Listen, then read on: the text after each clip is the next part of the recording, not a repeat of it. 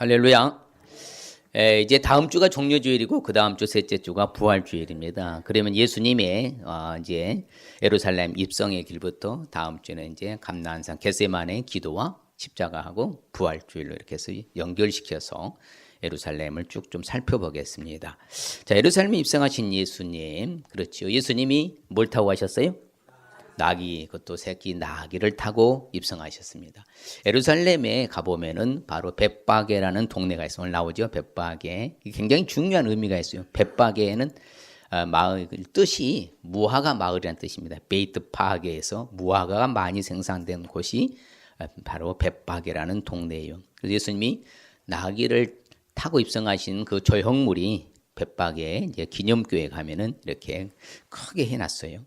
그래서 옆에는 종려나무는 대추야자 열매, 그 종려나무 가지를 흔들면서 또 겉옷을 벗어서 길가를 펴고 그들 지나가도록 하셨기 때문에 그래서 오늘날도 벳바게 기념교회가 있고요. 내부를 제가 들어가 보았는데 바로 이처럼 예수님이 나귀 타고 입성하신 모습이 이렇게 그림으로 잘 그려져 있고요. 그래서 강대상 이와 같이 교회 내부 모습입니다. 벳바게에서 내려오면요, 예루살렘으로 오거든요. 예루살렘 내려오는 길이 상당히 고대에는 험난했습니다. 오늘날은 포장이 되어서 좀 괜찮지만 제가 10년 전에 갈 때는 포장이 안 돼서 그쪽 걸어서 저도 이제 예수님 가는 길 따라서 걸어가 봤는데, 근데 이제 작년에 갔을 때는 이미 다 포장이 되어서요, 이렇게. 근데 이제 저 아래 차 아래쪽은 굉장히 경사가 졌습니다. 완만하지 않아요. 거기를 나귀 새끼 타고 갔다고 생각해봐요. 저같이 예수님이 체격 예수하셨으니까 괜찮으셨지.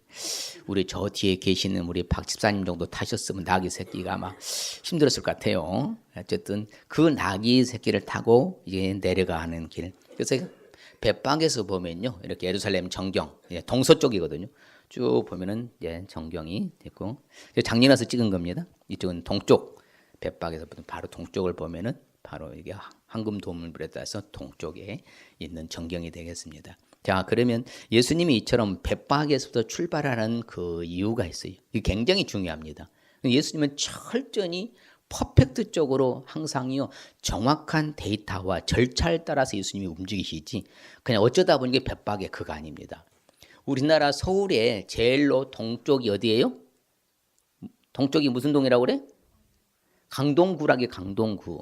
강동구면 저기 천호동 지나서 명일동, 상일동 그 끝이 암사동인가요? 행정구역으로 아마 그럴 겁니다. 그럼 행정구역 가장 동쪽 시발점이 바로 그쪽이라면요, 서울의 시발점이 그쪽이에요. 그러면 예루살렘시의 행정구역으로 동쪽 시발점이 어디냐? 벳바게입니다. 베이트파게, 벳바게. 그래서 의도적으로 예수님은요, 정확한 데이터에 의해서 그러면 예루살렘 시 출발점에서부터 나귀를 타고 입성을 하셔야 이 역사적으로 바로 뭐에 인정을 하는 거예요. 만일에 예수님이 갑작스럽게 그냥 어디서 그냥 나귀 타고 입성했다, 내가 메시아다, 그리스도다, 인정 안 합니다. 철저히요, 이런 합법적인 절차, 그다음에 합리적인 절차와 법적인 절차를 따라서 예수님이 그것도 약속의 애언의 성취하기 위해서 뭘 타야 돼요? 나귀 타고. 그리고 나귀 새끼를 타고 이렇게 벳바게에서 출발해서 입성할 때 역사적으로 이분이 딱 증거를 내놓으면 바로 무엇이라고요? 메시아, 그리스도라. 이렇게 증명이 되는 거예요. 그래서 항상 예수님은 철저하셔. 퍼펙트. 왜? 전지전능하신 분이니까. 그런 거 하나도 하자에 걸리지 않도록 하기 위해서는요, 이런 벳바게에서부터 예루살렘으로 이제 감람산으로 내려와 예루살렘을 입성하는 것이거든요. 왜 나귀를 탔느냐?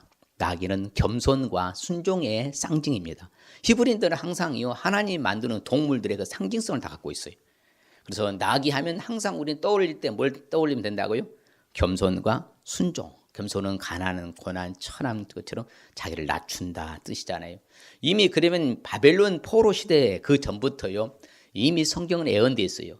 예수님이 분명히 시온의 딸 아들들아 경배할지어다 할 때 뭘 타고 오신다고요? 나귀 타고 입성하신다는 것을 이미 그렇게 예언해 놨어요. 그것을 이제 예수님이 구원을 성취, 겸손과 순종의 모습으로서 보여주시면서 구원의 길을 열어가시는 거예요. 그래서 예수님이 말씀하셨어요. 나는 마음이 오냐고 겸손하니 나의 명예를 배워 누구께 배워라? 내게 배워라. 그럼 너희 마음이 힘을 얻을 것이다. 근데 누구를 통해서 구원을 받아요? 예수를 통해서만 구원을 받는다. 그래서 나를 통해서만 너희들이 아버지께로 가. 내가 요한복음 14장 6절에 내가 곧 길이요 진리요 생명 나로 말미암지 않고는 아버지께로 올 자가 있다 없다. 그 누구도 없다. 오직 예수 외에는 대안이 없다.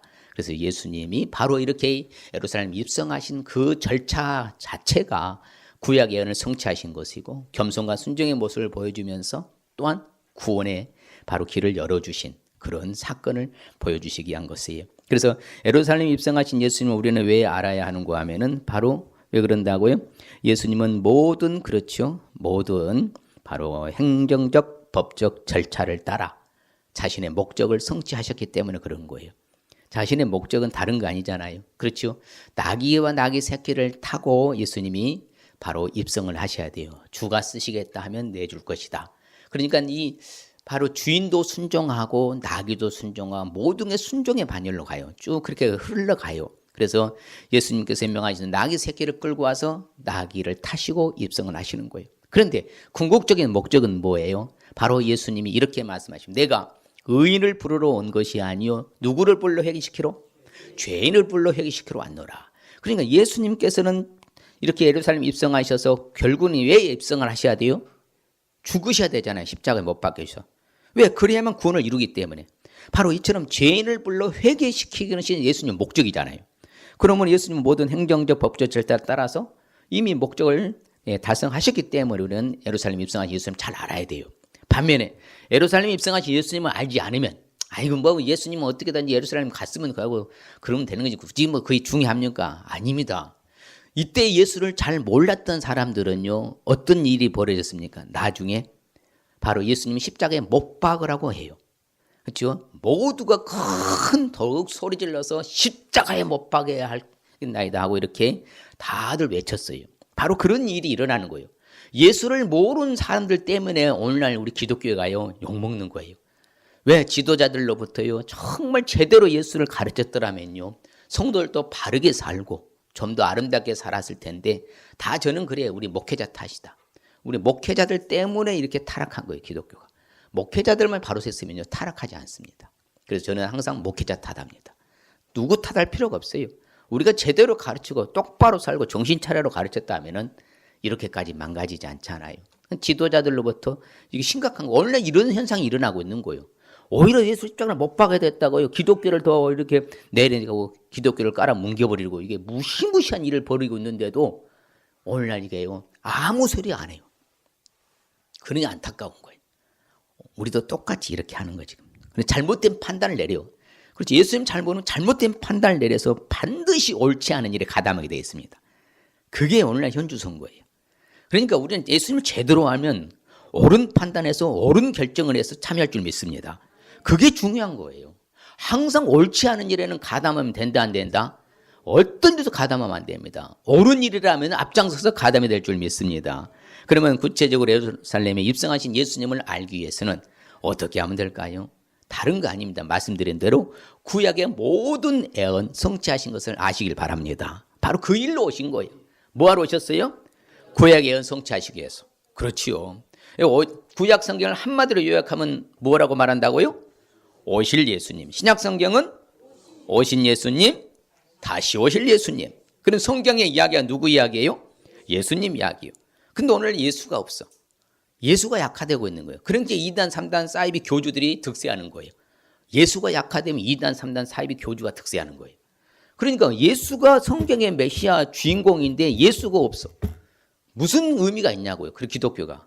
기독교의 뜻이 뭐예요? 예수 그리스도에 가르치는 것이 기독교예요. 누구를 가르치는 것이 기독교라고요? 그래서 기독론이라고 그래요. 예수 그리스도에서 가르치는 논하는 것을 기독론. 기독교는 누구를 가르치는 거라고요? 턱있자 홀로 나신 그 예수 가르치는 게 기독교예요. 근데 예수가 약화되니까 지금 이단들이 저렇게 성행하는 거예요.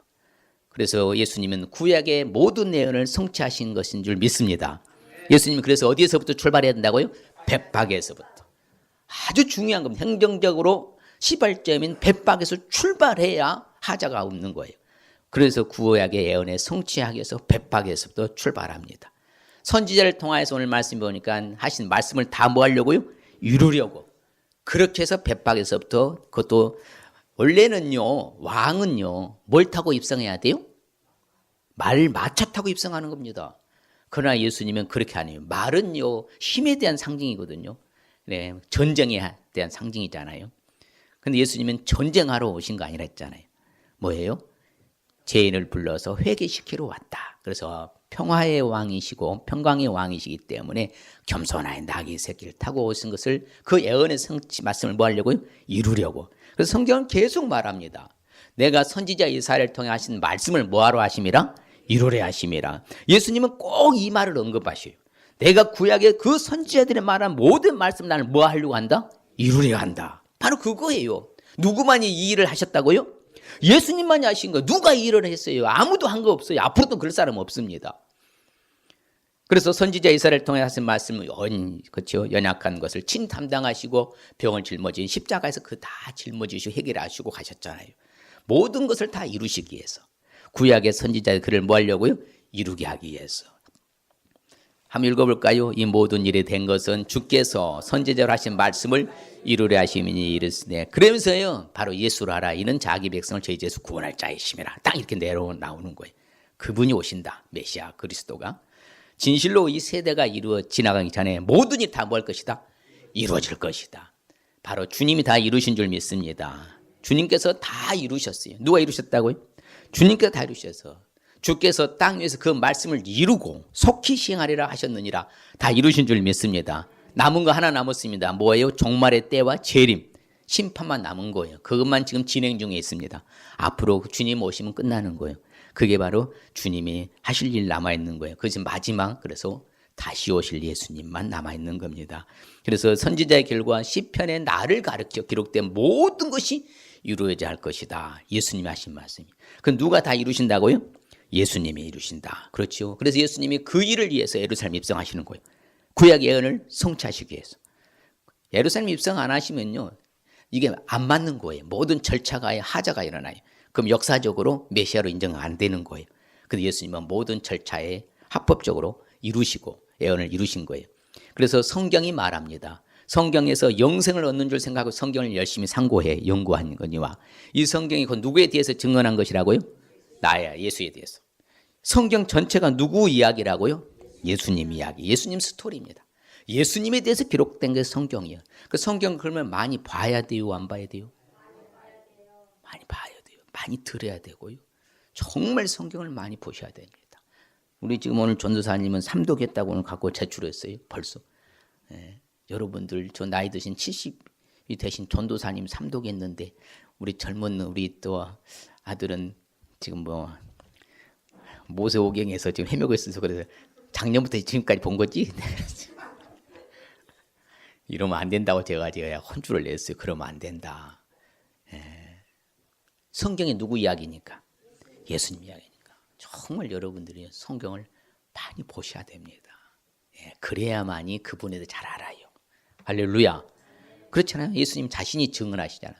이 성경은 나에 대해서 증언한 것이 성경이다. 그러니 성경을 보아야 돼, 안 보아야 돼요? 하여튼 이번에 하여튼 권사님들은 벌써 일독이도 하는데, 우리 참 젊은 사람들 얼마나 읽는지 모르겠어요. 자, 그래서 구약은 이렇게 말했어요. 염소와 송아지 피로 바로 제사를 드려서 용서받았어요. 그렇지만 이제는 뭐다고요? 예수님 자신의 피로 영원한 속죄, 단번 속죄를 이루셨어요. 그게 다 구약의 예언을 성취하신 것이죠. 대제사장들이요, 자기 죄를 여고 다음에 백성의 죄를 위해서 날마다 제사 드렸었어요. 상번제를 했습니다. 아침 저녁으로. 그렇지만 예수님은 이제 그렇게 할 필요가 없다는 거예요. 왜? 그분 자신이 단번에 자기를 드려서 다 뭐 했다? 이루셨다. 구약의 예언을 성취하시는 것을 믿습니다. 옆 사람의 구약의 모든 예언을 성취하셨습니다. 주님이. 예, 그럼요. 주님이 구약의 모든 예언을 성취하신 거예요. 예. 그래서 다시 우리 소 잡고 양 잡고 염소 잡고 비둘기 잡고 그럴 필요가 없이 되었다. 이게 은혜인 거죠. 그 다음에 예루살렘에 입성하신 예수님을 알기 위해서는 또한 어떻게 하면 될까요? 예, 바로 구약의 예언을 성취하신 것을 알아야 되고 말씀드린 바와 같이 겸손과 순종 실천하신 것을 알아야 돼요. 뭘 실천했다고요? 겸손과 순종을 실천하셨어요. 그래서 예수님이 하시는 말씀 멘트가 재미있는 멘트였습니다. 내가 아버지가 하시는 일을 보지 않고 내가 독단적으로 하는 일이 있으면 말해봐라. 결코 없다고 해요. 없어요. 아버지 일을 했지 내가 내 일을 스스로 독단적으로 처리하는 게 있으면 말해봐라. 결코 없다. 바로 예수님은 철저하니 100% 순종이었고요. 100% 겸손이었어요. 그래서 오늘 뭘 타고 입성하신다고요? 나귀 새끼를. 나귀가 히브리인들은 뭘 상징한다고요? 겸손과 순종의 상징의 동물이 나귀입니다. 그래서요, 나귀 딱 하면 저들은요, 늘요, 히브리인들은, 유대인들은요, 오늘날도 똑같이 생각합니다. 겸손의 상징 동물, 순종의 상징의 동물. 예. 그래서 항상요, 이 나귀는 겸손하고 순종. 그래서 예수님이 무슨 구에 오셨다고요? 말 구에 오셔서 나귀 구에 오셨어. 나귀 구에 오신 거예요. 예. 그때 당시에 베들레헴은 말 자체가 없었습니다. 고대에 나귀밖에 없었어요. 나귀 구유, 겸손으로 모습으로 오셔야 되니까. 어디 가서 말 구유를 하지 마세요. 우리 성도들은 배웠으니까. 무슨 구유? 나귀 구유에 오셨고 뭘 타셨어? 겸손의 순종의 모습으로 뭘 타셨다고요? 나귀 새끼를 타고 오셨다. 그래서 우리도 늘 예수님의 이러한 겸손과 순종을 배워야 될 줄 믿습니다. 자, 그래서 성경에 아직 타보지도 않는 나귀 새끼 바로 타고 예수님이 입성하신 거예요. 그래서 왜? 이미 예언해 놨으니까. 시온 딸의 이르기를 네 왕이 네게 임하는데 그가 뭐해서? 겸손하여 나귀 곤멍에 매는 짐승의 새끼를 탔도다 하는 말을 이루시는 거예요. 그렇죠? 스가랴 9장 9절에도 이렇게 이미 예언했어요. 그 말씀인데 같이 볼까요? 시온에 따라 크게 기뻐할지어다. 예루살렘에 따라 즐거이 부를지어다. 보라, 네 왕이 네게 임하시나니 그는 공의로우시며 구원 베푸시며 겸손하여서 나귀를 타시나니 나귀의 작은 것 곧 나귀 새끼니라. 할렐루야. 이처럼 겸손과 순종의 모습을 직접 실천하신 거예요. 실행하신 거예요. 우리는 그걸 알아야 돼요. 아, 그렇게 하기 위해서 예루살렘 이렇게 입성하시는구나. 절차를 따라서 정말 이렇게 진행하시는구나. 그래서 예수님 스스로가 나는 마음이 온유하다, 겸손하다. 나의 멍에를 메고 내게 뭐하라? 배워라. 그래야 너희 마음이 쉼을 얻을 것이다. 우리는 예수님을 통해서 쉼을 얻는 줄 믿습니다. 참된 안식을 누리잖아요. 이게 은혜인 거죠. 그래서 하나님께서요 이스라엘을 바벨론에 팔아 넘겼다고 하거든요. 그 이유를 성경은 이렇게 증언합니다. 소는 그 임자를 알고 나귀는 그 주인의 구유를 알건만은 이스라엘은 알지 못하고 나의 백성은 깨닫지 못하는다 하시다. 그러면 통제나 했으면 바벨론에 팔아 넘겨버려요. 소는 임자를 알아요. 여러분 오낭소리 보았어요? 다큐멘터리? 안 보시면 꼭 봐보세요. 그 미물인 소가요. 미물인 그 소가 어떻게 주인에게 정말 철저히 순종하고요. 따르는 모습을 보고요. 나도 목사로서 참 나는 하나님 앞에 저렇게 순종하고 따르는가. 나 자신 한번 돌아본 그런 기회가 됐었어요. 참 은혜가 되더라고요. 저는 나름대로 정말 도전받고요. 감동받았어요. 아, 오낭소리. 그런데요. 더 놀라운 것은요. 이 나귀는 주인의 구유를 안다고 그래요. 성경이 정말 사실대로 밝히는 거예요. 이 나귀 구유는요 크지 않습니다. 이 정도 돼요. 나무로 만들었는데요. 모양은 딱 이렇게 됐습니다. 삼각형으로. 발이 이렇게 있고요. 삼각형으로 됐으면 이렇게 해서 여기에 이제 꼴을 넣어주면요. 구유통에서 나귀가 먹는데 나귀가요 다른 데로 주인이 이동할 길이 있었다. 그러면 반드시 이 구유통을 갖고 갑니다. 왜? 다른 구유 좀 안 먹어버려요. 철저히 자신의 구유에서만 먹어요. 그것도 누구의 구유? 주인의 구유. 그래서 이제 이스라엘 가보시면은 우리 전도사님 보셨는데 나사렛 빌리라고 민속 마을이 있습니다. 꼭 거기를 제가 모시고 가는데 거기 보면 나귀 봤죠? 나귀도 있고요. 옛날에는 나귀 구유통을 나무를 만들어 놨었는데 이제는 없애버리고요. 이제는 세면으로 만드는 그 통만 있더라고요. 작년에는 재작년에 갔을 때는 있었는데 분명히. 그래서 이게 철저히 나귀는 주인에 대해서 절대적 순종 그리고 겸손. 그 예수님이 그런 모습으로 오신 거예요. 그래서 성경은 말해요. 예수님은 하나님의 아들이시면서도요. 그 받으신 고난으로 순종을 배우셨어요. 그리고 온전하게 되셨잖아요. 예수님에게 또한 순종하는 모든 우리도 영원한 구원의 뿌리가 되는 줄 믿습니다. 그럼 예수로 말미암아 구원을 받는다는 거잖아요. 왜? 예수님은 얼마나 겸손하셨는가. 원래 예수님은 근본 하나님의 본체이셨어요. 삼위일체시니까. 그런데 하나님과 동등됨을 취할 것으로 여기지 아니하시고 오히려 자기를 비워 종의 형체를 갖고 사람들과 같은 모습으로 이 땅에 오신 거예요. 그게 겸손의 모습이고 순종의 모습이에요. 그래서 사람의 모양을 따서 자기를 낮추셨어. 죽기까지 복종하신 십자가에 못 박혀 죽으신 거예요. 이처럼 철저하니 겸손하신 모습, 순종의 모습으로. 그래서 예수님에 대해서 이렇게 말할 때 우리한테도 그걸 강조하는 거예요. 아무 일이라든지 다툼이나 허용을 하지 말아라. 오직 겸손한 마음으로 각각 자기보다 다른 사람들을 뭐라? 더 높여주어라. 할렐루야. 아무리 여러분이 못났고 못 배우고요, 가진 것 없다 해도 무시하지 말라고 말합니다. 왜? 구원은 차별이기 때문에. 절대로 우리 성도들 어떤 사람이 오든지 차별하지 마시길 바랍니다. 정말 그게 겸손인 거예요. 저 사람을 배웠으니까 많이 아니까 가졌으니까 높이고, 저 사람 못 배우고 가진 것도 없으니까 함부로 무시하고, 이러면 절대 안 돼요. 그런 그리스도 정신이 아닙니다. 그래서 제가 노숙자가 와도 무시하지 말고, 알코올 중독 나도 무시하지 말아라. 그도 예수님 믿으면 어디 가요? 천국 가는 거예요. 할렐루야. 그래서 항상 존중이 돼야 할 줄 알아야 되는 거예요. 누구와 됐든지 간에. 그래서 예수님은 하나님은 말합니다. 하나님의 능하신 손 아래서 뭐해라? 겸손해라. 때가 되면 나를 뭐 할 것이다? 높여주실 것이다. 즐겨 순종하면 땅에 아름다운 소산도 먹는 것이고요. 그러니까 겸손과 순종의 모습이 항상 우리에게는 있어야 돼. 무슨 모습이 있어야 한다고요? 겸손과 순종의 모습. 왜? 하나님은 겸손한 자를 붙들어 주시거든요. 악인들은 땅에서 엎드려뜨리시고, 어찌든지 예수님의 모습을 본받아서 겸손과 순종의 모습으로 살릴 줄 믿습니다. 예수님이 예루살렘에 입성하신 게 그걸 바로 실행하신 것을 보여주신 거예요. 그 다음에 또한 예루살렘에 입성하신 예수님을 우리가 구체적으로 알기 위해서는 어떻게 하면 될까요? 다른 거 아닙니다. 이게 근본 목적이라 했잖아요. 죄에서 구원하기 위한 것을 알아야 돼요. 뭘 구원한다고요? 죄에서 구원하기 위해서. 그래서 예수님은 예루살렘 입성해야 돼요. 만일 경우 예수님이 예루살렘 입성 안 했다 하면요, 우리는 구원 없다니까요. 이게 모든 절차의 법을 따라서, 그렇죠? 합법적인 합리적인 절차를 따라서 그렇게 완벽하게 퍼펙트하게 움직이시는 그 목적이 바로 죄에서 뭐하기 위해서요? 구원하기 위한 것이라. 그렇죠? 바로 나뭇가지를 베어 길에 펴면서요, 앞에서 가고 뒤에서 따르는 무리가 소리 높여 이르되 호산나 다윗의 자손이여 찬송하려다 주의 이름으로 오시는 이여 가장 높은 곳에서 호산나 하더라. 호산나 뜻이 뭐예요? 그것은 할렐루야고, 2부 때도 그렇게 말하더만 1부 때는 안 물어봤는데, 지금 우리를 구원하소서. 자, 호산나 뜻이 뭐라고요? 지금 우리를 구원하소서. 그래서 호산나 호산나. 물론 물리적으로요, 그때 당시에는 로마의 압제로부터 건져달라는 외침이 되지만 영적 의미로는 뭐다?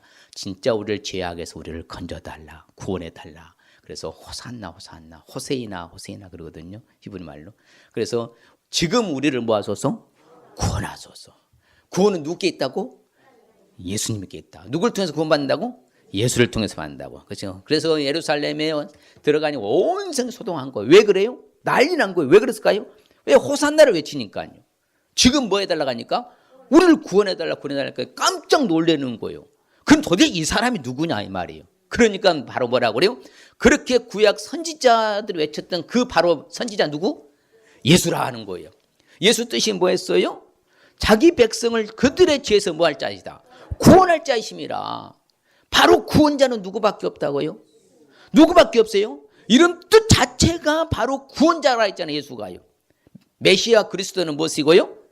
기름 부음 받은 자. 예수 뜻은 뭐고요? 구원자. 할렐루야. 누가 구원해 주셔요? 누가 구원해 주셔요? 2단, 3단 사이비 교주가 구원해 줘요? 어린 반푸는지도 없어요. 말도 안 되는 거예요. 말도 안 돼요. 어디가 구원이 있어요? 어디가 구원? 예수에는 구원이 없는 것이지. 명심하셔야 돼요. 어디에나 구원이 있습니까?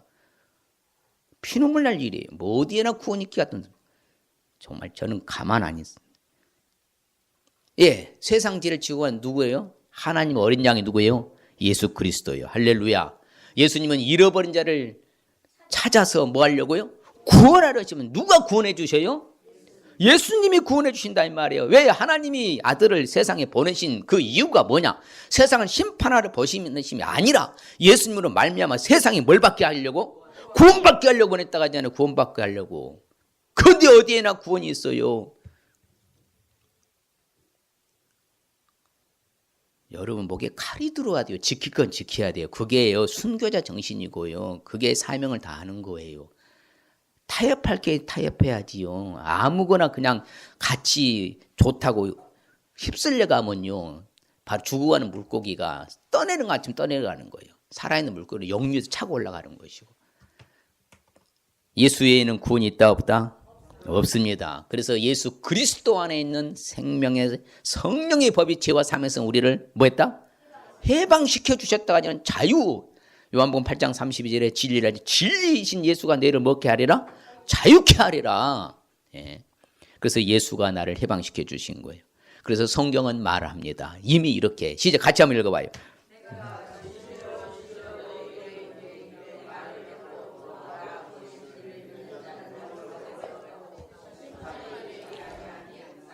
사망에서 생명으로 옮길 것이다. 옮겼느니라. 이것도 과거 완료입니다. 시제로 보면요, 시제로 보면 법적으로 보면요, 과거 완료. 그것도 이미 과거 완료했어요. 예수 말씀을 듣고 예수 보내신 하나님을 믿는 삼일체 하나님을 믿는 사람은 영생을 얻을 것이다. 이미 얻었고 완료, 과거 완료. 심판 받는다, 안 받는다. 지옥 간다, 안 간다. 생명으로 뭐였다? 옮겼다 가잖아요. 이미 옮겨진 존재예요. 그래서 우리는 더 아름답게 살아야 돼요. 왜? 예수님이 날 대신 다 이루어 주셨기 때문에 함부로 살아도 된다는 말 성경에 있다 했어요? 없다 했어요? 죄를 지어도 괜찮다는 말 성경에 있다 했어요? 없어요? 없어요. 자신들이 죄를 짓고 합리화하면 안 됩니다. 어쩔 수 없었다고 핑계가 안 통합니다. 신약 성경은 주님이 다 이루셨기 때문에 더 퍼펙트를 요구해요. 퍼펙트. 제가 늘 강조한 게 뭐예요? 똑바로 사시어라 한다. 정신 차려라 제가 늘 강조하잖아요. 대충 적당히요. 여러분들 세상에 통할 줄 몰라도 하나님은 안 통합니다. 이미 우리는 영생 얻은 존재고 사망에서 지옥에서 천국 생명으로 옮겼다 하면은 아름다운 삶을 살아야 될 줄 믿습니다. 왜? 예수님이 창에 찔릴 때 우리 흠을 가져가셨고 죄악을 땀에 온몸에 상하셨어. 징계 받으신 평화를 누리게 해주셨고 채찍에 맞으면 고쳐주셨고 예수님 다 이루어 주셨어요. 그래서 천하만국에 다시 같이 봐요. 다른 이로서는 구원을 받을 수 없나니 천하 사람 중에 구원을 받을 만한 다른 이름을 우리에게 주신 일이 있다 없다? 있다 없다? 없습니다. 예, 절대로 어디에나 구원이 있는 게 아닙니다. 종교 다원주의들이나 어디에나 구원이 있다고 하지. 우리 지금 기독교, 한국 기독교회가 얼마나 여러분 지금 위기인 줄 아십니까? WCC의 동조한요 교단들이 수두룩벅적하고요. WE에 가담한 지도자들이 수두룩벅적해요. 심각한 거예요. 그게 뭐예요? 다 섭렵해서 괜찮다. 두리뭉실에 같이 가야 된다. 말이 돼요? 예수님 외에는 구원이 있다 없다? 없어요. 이걸 강조 안 하니까 이단들이 득세하는 3단 사이비 교주들이 득세하는 거예요. 예? 천하에 없어도 예수님 외에는 구원 없습니다. 예? 어떠한 하늘이고 땅이 꺼져도 예수에는 구원 없어요. 다른 데는 구원 없습니다. 그래서 어떤 사람들은 그래요. 기독교를 너무 독선이라고. 독선이 아니요. 사실대로 갈 뿐입니다. 세상 많은 종교들은 다 그 종교라고 그래요. 왜? 그들은 다르니까 우리하고. 우리는 기독교는요. 독립적인 거예요. 독립적인. 예수교. 오직 예수 그리스도에 대한 가르치는 교. 예수님. 예수님에는 구원이 있다 없다? 예, 하늘이 무너 땅이 꺼져도 타협하면 안 됩니다. 할렐루야. 절대로 이것은 타협할 일이 아닙니다. 그러면 이것은요 이단에 속한 사람 똑같은 거예요. 여러분들도. 그래서 이건 무너지면 안 돼요. 왜? 모든 사람이 죄를 범했거든요. 하나님의 영광에 이르지 못합니다. 그래요 안 그래요? 근데 누가 구원해 주셨다고요? 예수님이 구원해 주셨어요. 모든 사람이 사망으로 이릅니다. 왜 그래요? 죄를 범했기 때문에. 여러분 안 죽을 사람이 있어요 없어요? 근데 어떤 이단의 교주는 뭐요? 자기는 영생불사한답니다. 그러니까 14만 4천 명이 참은요. 너희들도 영생불사한다. 제가 놀고 자빠졌니. 이런 사기꾼 같은 이라고. 너도 죽어 임마. 너희들 딸은 너희들도 죽어 임마. 영생불사 같은 소리는 예수님 재림하기 전에는 절대로 신령한 몸으로 부활도 못하고 영원히 지옥으로 끌려갈 것이다. 그래서요. 죄의 삭은 뭐니까? 사망이요. 하나님의 선물은 뭐예요? 우리 주 안에 있는 영생이요. 예수로 말미암아 영생의 반열에 서는 거예요. 사람의 힘으로, 물리적인 힘으로 된다 안 된다? 절대 안 된다. 우리는 어찌 됐든지 간에 오직 예수로 무장하시기 바랍니다. 그래도 하여튼 자나깨나 앉아서 사는 하여튼 누구 찾으면 돼요? 예수님 찾으면 돼요. 그러면 성령의 역사를 강하게 하는 거예요. 예수가 빠지면 성령 역사 안 합니다. 그러니까 오늘날 성령 역사 안 일어나요. 왜? 예수가 힘해져서 성령 역사 안 일어나요. 오늘날에. 능력이 안 나타나는 거예요. 왜? 예수 없으니까. 이것은 안 꼽는 찐빵이고 물 없는 오아시스고 머리 없는 사막이거든. 예수 없으면 아무것도 아니에요. 오직 예수 안에서 영생인 줄 믿습니다. 우리 주 안에서 영생입니다. 그럼 오늘 말씀의 의미는 무엇인가? 한마디로 요약하면 따라해 보겠습니다. 우리도 주님을 본받아 겸손과 순종의 모습으로 살라는 말씀입니다. 그럼요. 우리도 이제 예수님을 본받아야 돼요. 늘 예수님의 모습을 따라서요. 겸손한 모습과 순종의 모습으로 살아가시길 바랍니다. 할렐루야. 제가 절대로 어디 가입 안 합니다. 왜 그런다고요? 이월년 비월년 코에 그면 코걸이 귀에 그면 그걸 되는 거예요. 제가 어떤 명예를 원하지 않고요. 어디에도 매스컴도 안 타는 이유가 거기 있는 거예요. 걸려들면요 꼼짝 못 합니다. 아무리요 물리적으로 반응해도 안 되는 거예요. 그래서 아예 어디에도 가담하지 않는 게. 그래서 제가 그런 이유가 있는 거예요. 할렐루야. 여러분들이 말려야 돼요. 어디 가입하면. 목사님 그러시면 안 된다고 설교하시잖아요. 할렐루야. 정말 그것이 우리 교회가 존속할 이유가 되는 거예요. 자, 그러면 우리가 주시는 축복을 봅시다. 시작. 네 하나님 여호와를 경외하여 그를 섬기며 그에게 의지하고 그의 이름으로 맹세하라. 그렇죠. 하나님을 경외하며 잘 섬기는 축복을 받는 거예요. 또 볼까요? 예수 그리스도로 말미암아 의의 열매가 가득하여 하나님의 영광과 찬송이 되기를 원하라. 그렇죠. 예수를 통해서 그렇죠. 의의 열매가 가득하게 되는 축복을 받는 거예요. 결론적으로 그러므로 우리가 믿음으로 의롭다 하심을 받았으니 우리 주 예수 그리스도로 말미암아 하나님과 화평을 누리자. 할렐루야. 이제 우리는 하나님과 무슨 관계? 화평 관계. 우리는 죄 때문에 하나님과 무슨 관계였는데? 원수 관계였는데. 이제 예수님으로 말미암아 하나님과 무슨 관계? 화평의 관계. 하나님과 화평 관계를 누리는 축복 받으시길 바랍니다. 이 시간에 결단하십시다. 한번. 그래, 예루살렘에 입성하신 그 절차를 보니까 구약의 예언 성취하신 것을 우리는 이제 알겠습니다. 겸손과 순종 실천하신 것을 알겠습니다. 죄에서 구원하기 위한 것을 알겠습니다. 그래서 예수님이 예루살렘에 입성만 해야 되는 거예요. 이 절차가 다 중요한 거예요. 그래서 우리는 과정 절차를 무시해 버리는데 절대 그러면 안 됩니다. 근데 예수님이 예루살렘에 입성하신 그 내용은 바로 옆 사람에게 구약에 성취하신 것을 알겠습니다. 겸손과 순종을 실천하신 걸 알겠습니다. 죄에서 구원하기 위한 것을 알겠습니다. 할렐루야. 한 주간에 여러분들이 이제 고난 주간을 다가오는데 예수님을 한번 생각하면서 쭉 한번 한 주간을 생각하는 거예요. 그렇구나. 이런 절차, 합법적인, 그렇죠. 합리적인, 행정적, 법적 절차를 다 거치셨구나. 그랬을 때 우리에게 주시는 축복은 하나님 경외와 섬기는 축복 주시고요. 의의 열매가 가득하는 축복 주시고 하나님과 화평 누리는 축복 받을 줄 믿습니다.